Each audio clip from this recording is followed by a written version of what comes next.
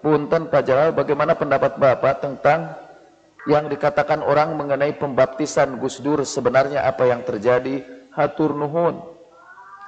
Pembaptisan Gus Dur adalah salah satu fitnah yang digunakan oleh sesama kaum muslimin untuk menghancurkan lawan-lawan politiknya. Dan ajaib, ada satu partai yang saya puji dari ketinggian akhlaknya, dari disiplinnya, dari kepatuhannya kepada etika lalu lintas juga. Itu kalau mereka lagi kampanye, mereka patuh betul. Kepada hukum-hukum lampu itu, mereka patuh. Luar biasa. Saya menyatakan apresiasi saya yang sedalam-dalamnya kepada mereka.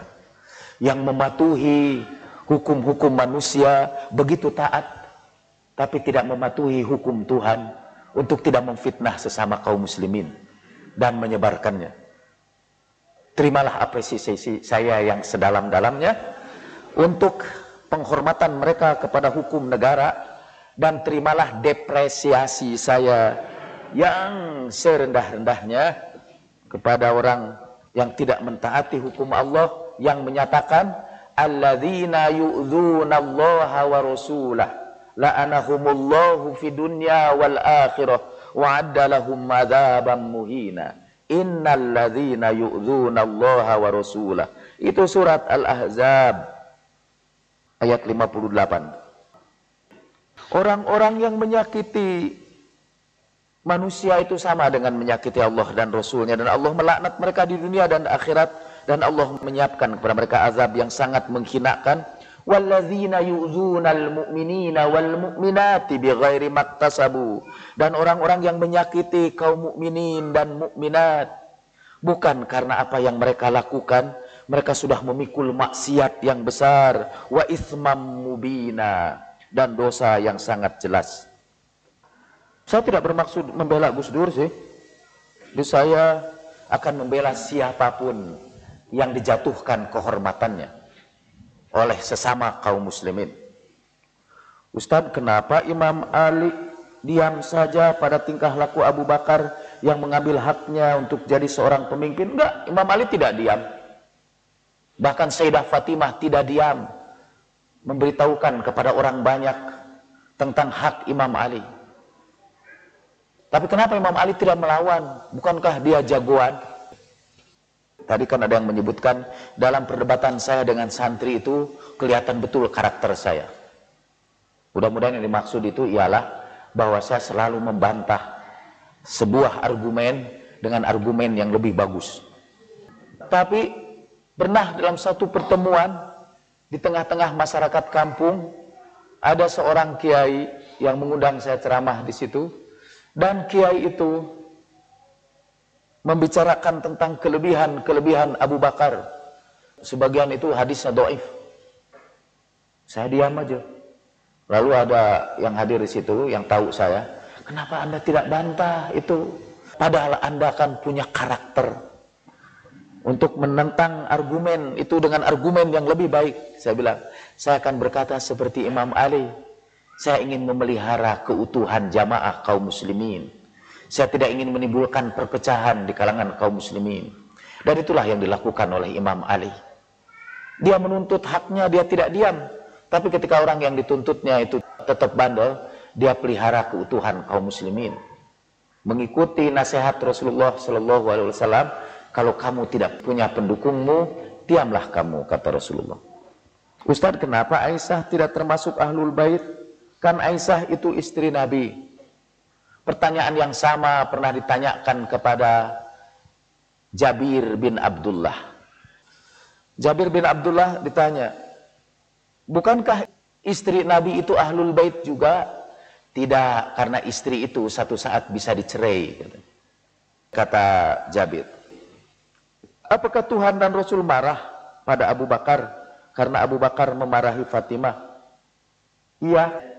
Karena Rasulullah SAW bersabda, Fatimah belahan nyawaku. Siapa yang menyakiti hati Fatimah, dia menyakiti hatiku. Kata Rasulullah, siapa yang membuat marah Fatimah, dia membuat marah aku. Itu sabda Nabi, yang pasti benar itu sabda Nabi itu. Pernah dalam satu pertemuan, kami memperdebatkan ini nih. Lalu ada seorang yang sangat soleh, kemudian master lagi ijazahnya, dan beliau berkata, Rasulullah itu manusia biasa. Kadang-kadang kalau sudah menyangkut keluarganya, Rasulullah itu pemarah betul, kata. Jadi ketika Rasulullah berkata, Fatimah belahan nyawaku, siapa yang menyakiti Fatimah, dia menyakiti hatiku, itu lagi membela kepentingan keluarganya. Waktu itu lagi debat, katanya Ahlus Sunnah dengan Syiah. Saya dianggap Syiahnya, dan ada ulama lain yang dianggap Sunninya, yang tidak ingin saya sebutkan namanya, ya, yang dianggap Sunninya. Terus itu yang ngomong tadi itu pendengar seperti saudara-saudara lah di dalam majelis. Jadi ketika dia menyebut Rasulullah seringkali emosional ketika membela kepentingan keluarganya. Alhamdulillah, itu yang marah adalah pemimpin yang Sunni itu, ulama yang Sunni, dan dia berkata, itu bukan pendapatku, gitu. Dan itu bukan pendapat ahli sunnah. Ya terima kasih Ustaz. Emang itu bukan pendapat Sunni, bukan pendapat Syiah, dan bukan pendapat umat Islam di dunia. Karena Al-Quran dengan jelas mengatakan, Ma yantiqu anil hawa in huwa illa wahyu yuha. Rasulullah tidak pernah berbicara karena emosinya. Rasulullah berbicara karena wahyu yang diterimanya. Tapi saya hanya jawab itu saja, dan orang itu kalau diteruskan bisa pingsan juga, karena dia bisa jadi kafir itu kalau menganggap bahwa Nabi sangat dipengaruhi oleh emosi keluarganya dalam mengajarkan agama. Sekarang ada buku roman sejarah tentang Husain, kalau gak salah terbitan dari penerbit Tentera. Di buku tersebut sangat terang-terangan mengenai alur cerita dan musuh-musuh Imam Husain. Menurut Bapak, apa akibatnya bagi orang-orang yang awam membaca buku tersebut? Orang awam itu jadi ahli setelah membaca buku itu. Itu akibatnya. Assalamualaikum warahmatullahi wabarakatuh. Ustaz, besok tanggal 27 Safar itu adalah hari syahadahnya Rasulullah Shallallahu Alaihi Wasallam. Kenapa peristiwa itu tidak sepopuler syahadahnya Imam Husain alaihissalam? Bagaimana kita memperingatinya? Pertama, syahadahnya Imam Husain itu jadi satu tonggak besar dalam sejarah Islam. Syahadahnya Rasulullah Shallallahu Alaihi Wasallam, saya kira tidak merupakan satu tonggak besar di dalam perkembangan pemikiran kaum muslimin, dan kita juga tidak dianjurkan oleh Rasulullah Shallallahu Alaihi Wasallam untuk memperingati syahadahnya. Kita memperingati maulidnya karena kedatangan Nabi Shallallahu Alaihi Wasallam adalah rahmat bagi alam semesta. Kalau Nabi Isa alaihi salam saja menyuruh agar datangnya makanan dari langit yang disebut Al-Ma'idah kepada murid-murid Nabi Isa supaya dijadikan hari Id, hari raya bagi orang sesudahnya, maka tentu kita paling pantas memperingati kedatangan sajian dari langit yang paling agung, yaitu Rasulullah Shallallahu Alaihi Wasallam. Syahadahnya Rasulullah, kalau kita mau memperingati juga, peringati bahwa kita kehilangan sajian dari langit itu. Tapi sajian dari langit itu dipertahankan melewati ahlul baitnya. Jadi tidak hilang sama sekali. Tapi ahlul bait itu juga sajian itu diambil lagi dengan paksa pada peristiwa terbunuhnya Imam Husain. Ustadz, bagaimana hukumnya menggunakan jalan umum untuk pelaksanaan sholat Jumat seperti yang dilakukan sebuah pesantren di Bandung yang terkenal? Kalau jalan umum itu bisa mengganggu orang yang lewat dan bisa menutup berbagai arah, itu tidak boleh salat Jumat di situ. Mengganggu orang lain. Malah tidak perlu salat Jumat itu didirikan kalau dia didirikan untuk mengganggu orang lain. Di sisi lain, para siswi menunggu di dalam angkot yang begitu sempit dan panas hingga sholat Jumat usai. Apalagi gitu itu.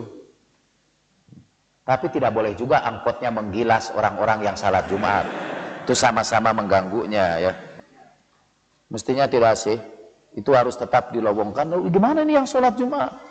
Sholat di seberang jalan itu. Tapi di situ ada rumah-rumah sempit. Sholat di rumah-rumah sempit itu. Sambil menghadap ke masjid. Tapi menurut fikih katanya sholat jamaah yang sah itu kalau sambung bersambung. Kalau dihalangi jalan tidak sah. tinggalkan fikih yang merepotkan begitu. Dan ambil fikih yang mendahulukan akhlak. Kata Salman, kalau ikut membaiat Imam Ali, berkah akan melimpah ruah, rezeki akan melimpah. Bagaimana dengan pengikut Imam Ali sekarang ini? Bencana di mana-mana, kemiskinan merajalela. Kapan kita akan mengalami keluasan rezeki, keberkahan? Karena kita ini sih munafik aja sih.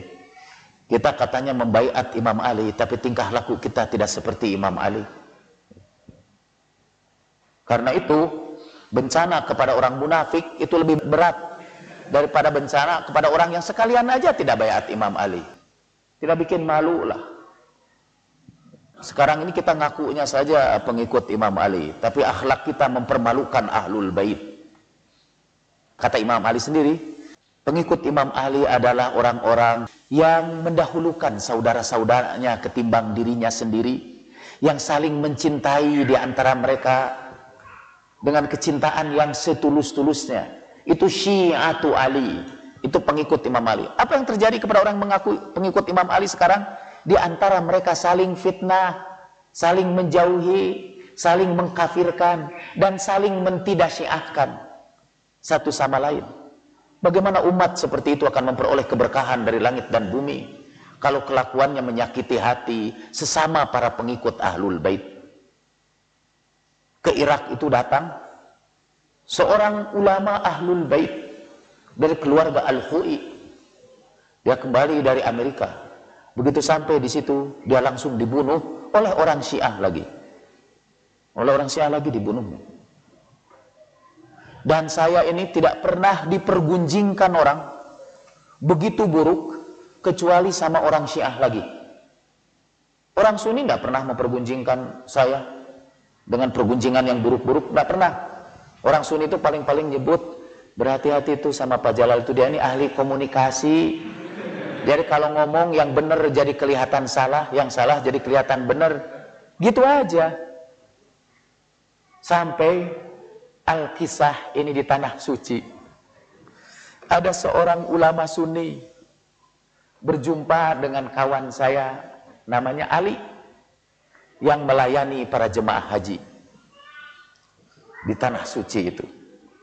Dia ngomong sama Ali itu, Ali udah dengar enggak tentang Pak Jalal di Jakarta itu? Enggak, kata Ali itu, pura-pura tidak tahu. Aku yakin itu pasti fitnah, kata dia. Jalal itu orang baik, kata dia. Tapi kamu harus hati-hati. Dia ini sebetulnya baik, cuma itu tuh Syiahnya itu, kata dia. Paling-paling gitu itu orang Sunni itu. Masih tetap muji kepada kita. Saya pernah mendirikan pengajian pertama di Kedutaan Indonesia di Canberra dan sholat Id yang pertama di situ. Kedengaranlah berita itu sama tokoh-tokoh Sunni. Dan sampai pada mereka, alhamdulillah Pak Jalal ini bikin ini sholat Id di Canberra. Pengajian kita menjadi lebih makmur sekarang ini. Dan awas hati-hati itu. Dia ini Syiah, betul. Tapi orang yang melaporkan, tapi ya Pak Jalal itu akhlaknya baik, katanya. Muji-muji saya, akhlaknya itu bagus. Kalau kata orang, ya itu tapi hati-hati, itu takiyah itu sebetulnya. Dia pura-pura berakhlak baik itu takiyah. Paling-paling begitu. Tapi orang Syiah sendiri, dahsyat itu orang Syiah. Orang Syiah itu kalau memfitnah, kadang-kadang tidak usah menggunakan otak lagi. Pokoknya asal menjatuhkan orang lain. Bagaimana umat yang suka memfitnah seperti itu tidak mengalami bencana di mana-mana, kemiskinan merajalela, rezeki disempitkan. Kalau kelakuannya seperti itu. Jadi Salman tetap betul. Yang keliru itu kalian. Semoga Ustadz dan keluarga dilindungi Allah dan dipanjangkan umur. Insya Allah mungkin saya karena sering menceritakan Salman, mungkin usianya bisa 350 tahun. Dan Anda tidak akan tahu saya berusia sampai 350 tahun, tidak akan tahu karena udah meninggal duluan kan. Pernah dengar cerita dari Ustadz Khalid, Nabi Sulaiman itu katanya pernah berharap ingin dipanjangkan umur, minum air keabadian seperti Nabi Khidir gitu. Tapi kemudian dia lihat Ada jenazah orang tua diantarkan anak-anaknya. Setelah itu dia lihat juga ada orang tua mengantarkan jenazah anaknya. Dan Nabi Sulaiman kemudian berpikir, kalau saya panjang umur, siapa lagi yang mengantarkan jenazah saya?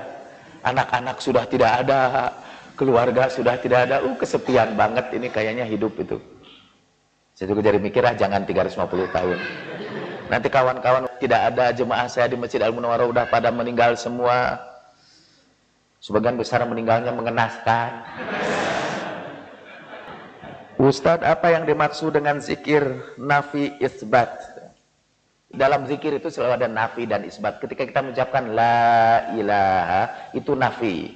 Dan isbatnya illallah. Tapi perinciannya tanya sama guru-guru makrifat hakikat itu. Yang sekarang lagi tumbuh sebagai jamur di musim hujan. Hujannya udah habis, yang tinggal jamurnya. Dan jamur itu pun bukan jamur yang bisa dimakan, itu jamur yang selalu nempel di tubuh di bagian manapun. Seakan-akan semua tempat pas bagi jamur itu. Ustadz, kenapa Imam Ali digelari karamallahu wajhah? Karamallahu wajhah artinya semoga Allah memuliakan dirinya. Wajah itu bisa berarti diri. Katanya menurut sebagian ulama, karena wajah Imam Ali itu tidak pernah melihat aurat manusia.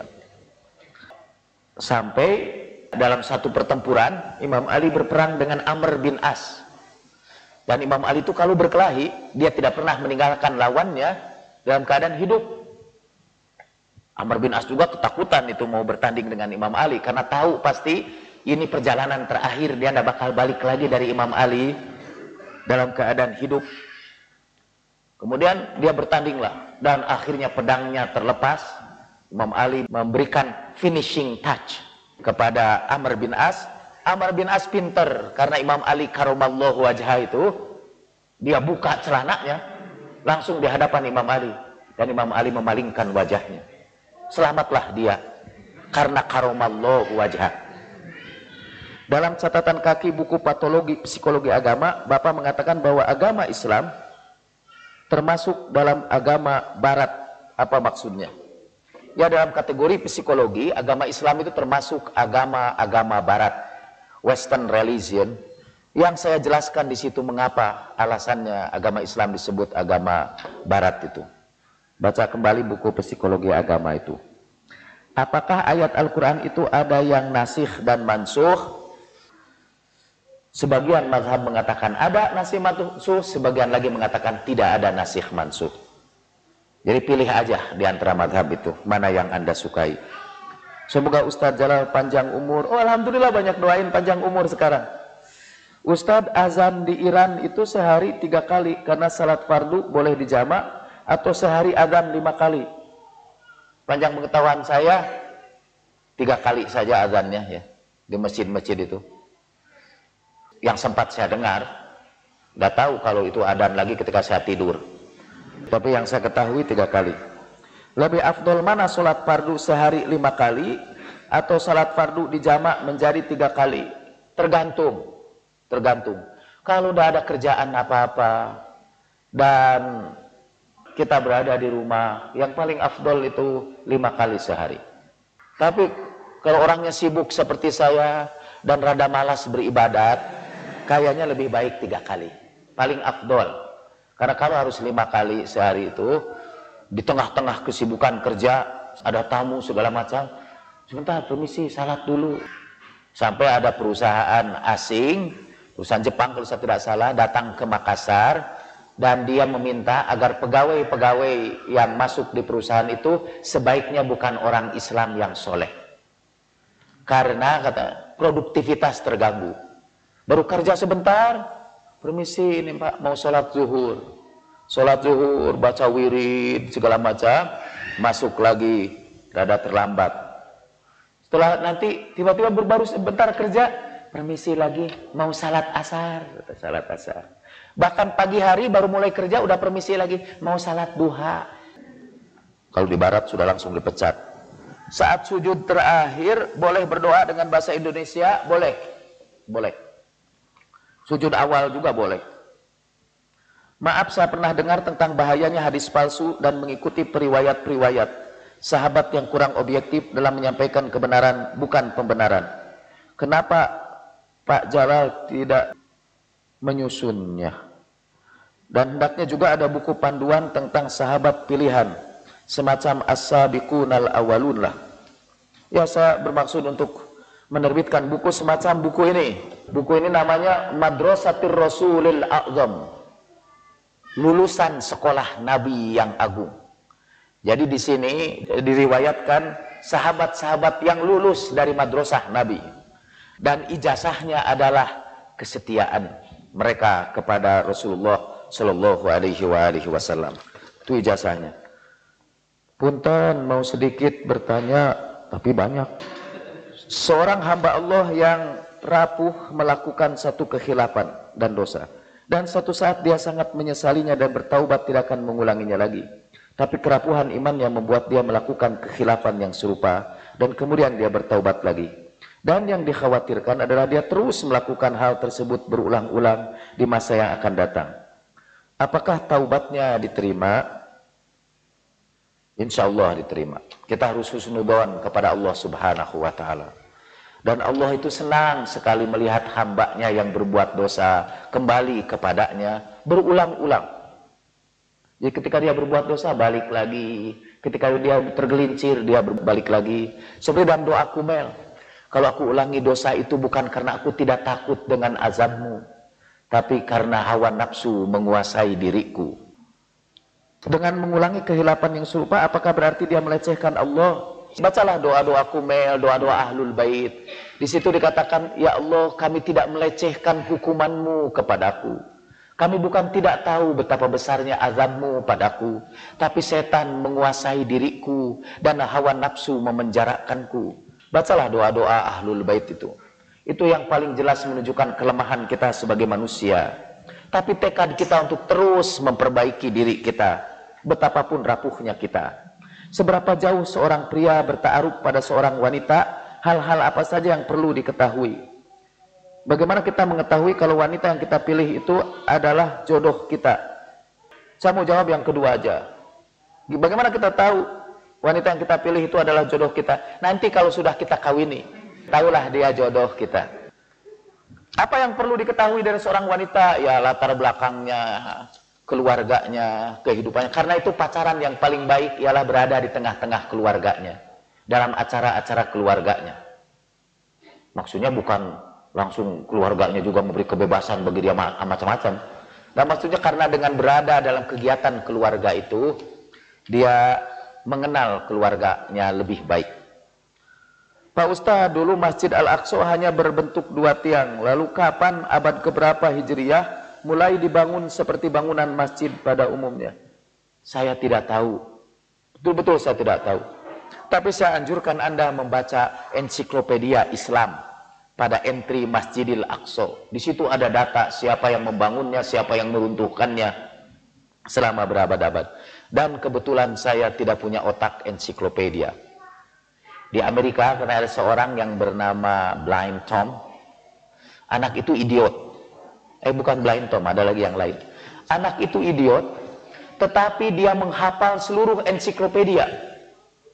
Asal disebutkan saja, misalnya Al-Aqsa Mosque, Masjid Al-Aqsa, langsung dia cerita, it was built in the time of Umar bin Khattab. Terus saja, sebelum dihentikan dia terus saja baca dari ingatannya. Itu luar biasa itu. Itu dalam psikologi itu disebut idiot savant. Orang idiot, tapi entah gimana dalam satu kecerdasan tertentu dia menonjol. Jadi mungkin kalau dia di sekolah udah nggak bisa apa-apa, tapi kalau ditanya isi ensiklopedi dia apa? Itu hanya begitu aja ensiklopedinya itu. Itu photographic memory. Jadi ensiklopedi itu dibuka seluruh jilidnya dan semua tersimpan di sini.